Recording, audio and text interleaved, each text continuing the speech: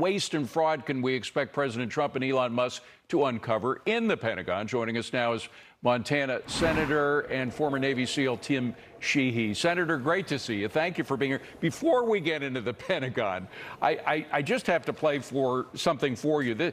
This is sound from Senator Murphy, Chris Murphy, from Democrat from Connecticut, about what's happening with DOGE. I just want to play this and get your reaction. Roll tape.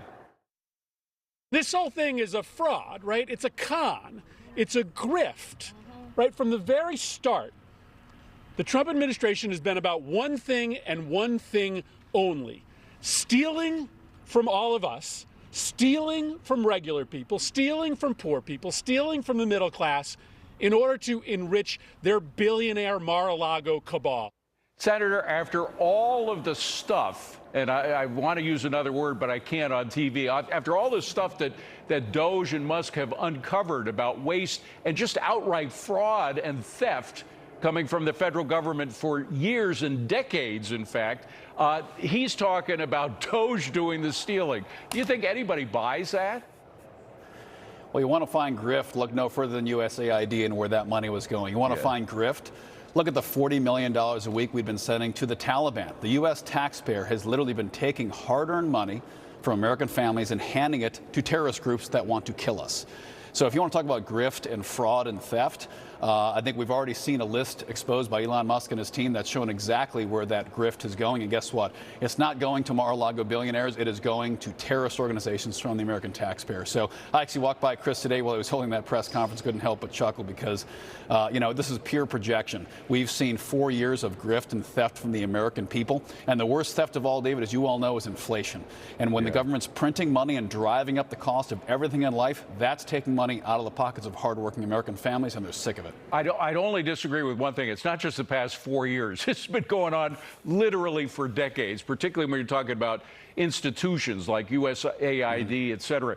But for all of their screaming and inaccuracies, the public just doesn't seem to be buying it. Trump's approval rating is 9 points above water, way higher than anybody else. And look at these individual categories: independents, women, Hispanics, Asians, suburbanites, all of the sort of weak spots in Trump's approval. He's above water on all of those individual counts. So are they just speaking to deaf ears, the Democrats who are making a big scene about all this?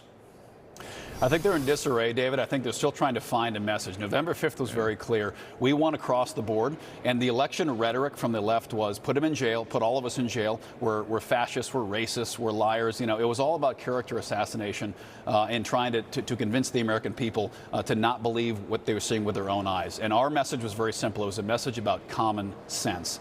And it's about to make common sense common again in America. People are tired of looking at expensive gas, $5 gasoline. They're tired of not being able to afford their groceries. They're tired of the crime being brought into the communities by an open border. And what they're seeing with their own eyes and feeling, and their families feeling on the streets, is not good. And what they're seeing from President Trump's administration and from his support here in the Senate and the House is common sense policies that are going to bring down grocery prices, bring down gas prices, and make their streets safe again. And no amount of flailing on the Capitol steps and no amount of posters on the Senate floor are going to take away the fact that Americans understand what's happening to their economy. They understand what's happening to their streets. They're tired of it. They want it to be fixed. And what they're seeing now is warp speed transformation of the U.S. government, the likes of which we haven't seen in generations. And it's not perfect. Yeah, but it's very simple. I mean, you want to bring down prices, you bring down the cost of government. Because the cost of government, spending money you don't have to pay for stuff we don't need, is what's causing inflation. I mean, that's how the circle works. Yes, that's what Milton Friedman said. You know, the most important number in economics, as Milton said, was what the government is spending. What share of the economy is the government spending? And as you correctly pointed out just a few moments ago, for decades we have seen that line go in one direction and one direction only, up and to the right. And it's about time we apply some common sense financial metrics back to our economy. And unfortunately, what that means is some severe inward-looking reflection on what parts of our government are working, what parts of our government are not working, and how do we make those parts that are not working work better for the American people, because ultimately they are the customer. And right now, The American government, if it was a business, would have about 1 star on Yelp because the customer is not happy with the results they're getting, and they want it fixed, and that's exactly what we're doing. Senator, as for the Pentagon, the president believes, as I think you do, in peace through strength. He doesn't want to go to war. Anybody who's been to war knows you don't want to do that again. But we have a lot of waste in the Pentagon itself. How do you build up a stronger military and separate the wheat from the chaff? Continue to fund and fund new projects for a strong future, but cut back on what's not working.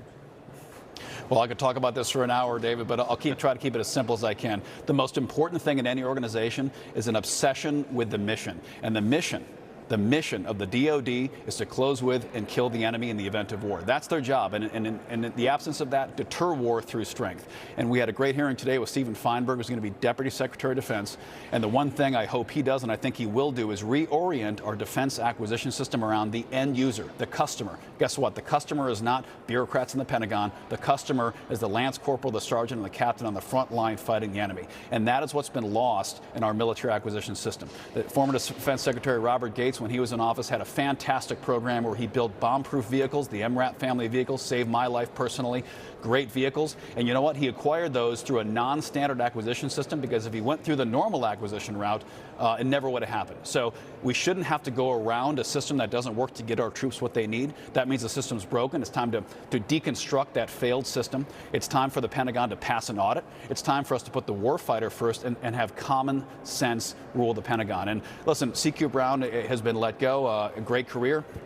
He followed orders. President Biden said he wanted climate change and DEI policies at the top of his list.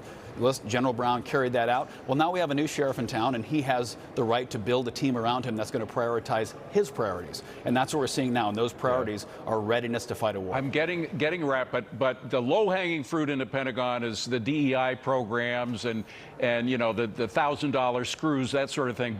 But there are these outdated legacy systems, billion-dollar military systems in congressional districts where they've got really their claws in Congress to continue to keep up systems that have become outdated. How do you get rid of them very quickly? The specifications process is outdated. The specifications are written. It takes years to over-engineer a system. It's about time we buy things commercial off the shelf. They'll be innovated faster. They'll be ready for the warfighter faster. And most importantly, our innovation cycle will be much tighter, and we'll get the warfighter what they need. Great stuff. Senator Tim Sheehy, thank you so much for being here. Really appreciate it.